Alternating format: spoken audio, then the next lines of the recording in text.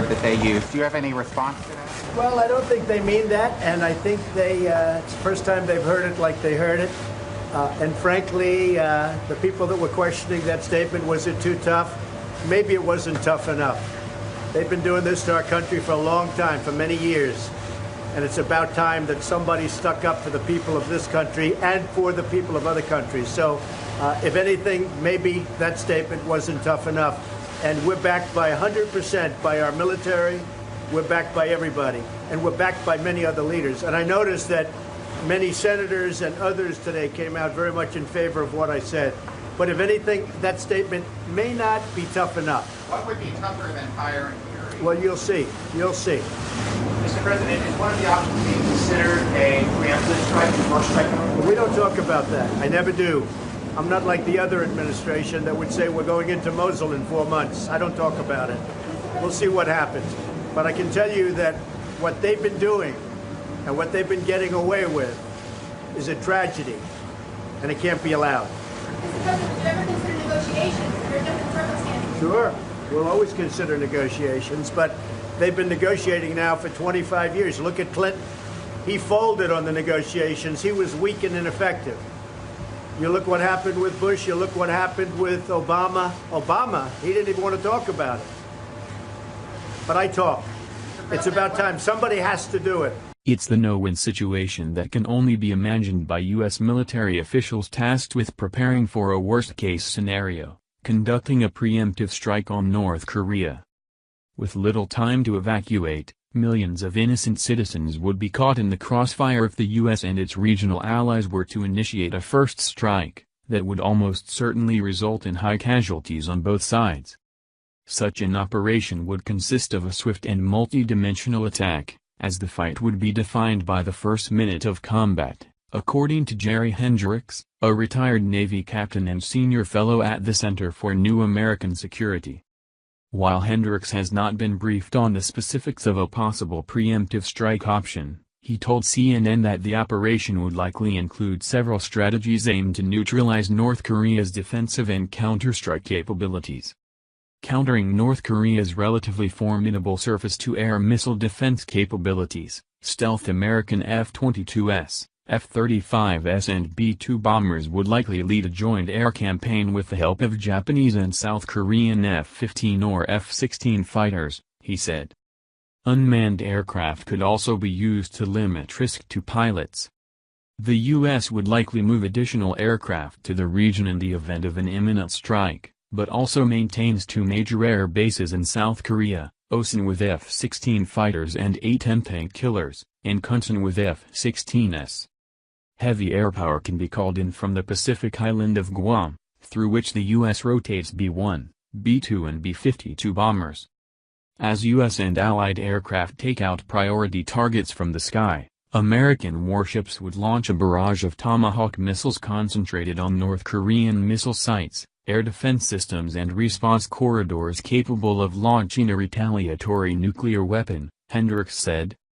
The U.S. Navy has 10 guided missile cruisers and destroyers based in Japan.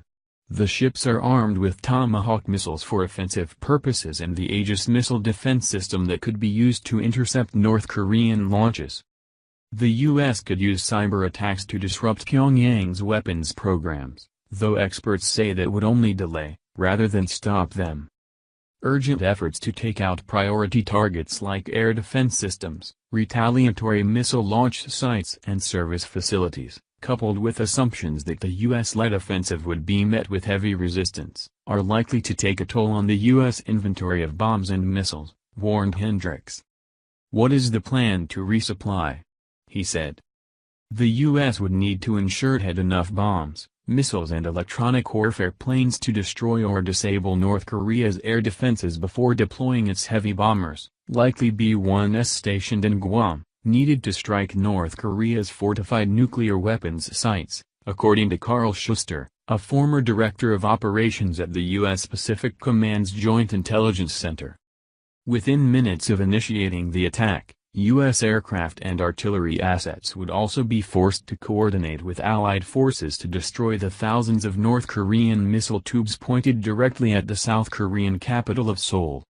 And that would just be the beginning. The problem is not hitting North Korea, it's what happens next, Joe Cirincione, president of the Plowshare Fund, an organization working to stop nuclear proliferation, told CNN. You strike North Korea, they are going to strike back, and they have a devastating conventional arsenal built up on the border that can lay waste to Seoul, he said. Estimates are that hundreds of thousands of South Koreans would die in the first few hours of combat, from artillery, from rockets, from short-range missiles, and if this war would escalate to the nuclear level, then you are looking at tens of millions of casualties and the destruction of the 11th largest economy in the world. That's what you are going to roll the dice on, Cirincione added. Rising tensions. While launching a devastating preemptive strike against North Korea is almost unanimously considered a last resort for the U.S., and analysts said there are currently no signs that the U.S. is planning a first strike, the concept of preemptive military action is, at very least, being considered as an option. President Donald Trump remains committed to keeping all options on the table amid tensions with Pyongyang. Claims that Pyongyang is considering a missile strike near the U.S. territory of Guam, coupled with Trump's warning that any further North Korean threats will be met with fire and fury, have also fueled concerns of possible conflict. The U.S. would surely use military force in response to any North Korean strike against American or allied targets, but two U.S. defense officials told CNN on Thursday that there are no signs of any imminent launch activity from the rogue state. On Thursday, Republican Senator Lindsey Graham told radio host Hugh Hewitt that he has discussed the issue of North Korea in great detail with Trump and could see a scenario where the U.S. carries out a preemptive action to enforce the policy of denial of capability to hit the homeland. While all war game scenarios show the U.S. winning a military confrontation, that victory could come at the cost of hundreds of thousands of deaths, mostly in South Korea where millions of innocent people, and nearly 30,000 U.S. troops, are already in range of North Korea's current missile capabilities. According to the International Institute for Strategic Studies, North Korea can field 21,000 artillery pieces. Many of those are within range of the 25 million South Koreans living in the Seoul metropolitan area. The scenario of a U.S. preemptive strike is one that acknowledges our diplomacy has failed, and our policy for last 25 years has failed, said Hendrix. The only reason this would occur is if there is a calculation that concludes the long-term threat would result in more casualties than what would be suffered during a military operation. But it is the job of Trump's top military commanders to prepare for the day they hope will never come. While current and former military professionals are repulsed by the potentially catastrophic consequences of a full-scale military strike, Hendrix told CNN that we imagine these scenarios all the time because what we fear more is an irrational actor with a nuclear weapon that can reach the U.S. Defense Secretary James Mattis has consistently said that he prefers to resolve issues diplomatically but reminded Pyongyang on Wednesday that the regime's actions will continue to be grossly overmatched by ours and would lose any arms race or conflict it initiates. Anatomy of a preemptive strike. While the U.S. and its allies regularly flex their joint military might in North Korea's back. This stealthy U.S. fighter jet has been called the most expensive weapons system in the world. Price tag for Lockheed Martin's F-35 Lightning II program, $400 billion. More than 100 F-35s are currently being flight tested, and they're being built to do amazing things, like vertical takeoff and landing capability, a top speed of 1,200 miles an hour, the ability to fly as high as 50,000 feet, and a range of more than 1,300 miles on its internal fuel tanks. Advanced materials and a specifically designed airframe allow the F-35 to evade radar systems that could detect older U.S. fighters. The Pentagon started developing what would become the F-35 in the 1990s as a project to build one fighter for 3 military branches. Lockheed Martin was tapped to build the F-35 in 2001, rolling out the first production model 5 years later.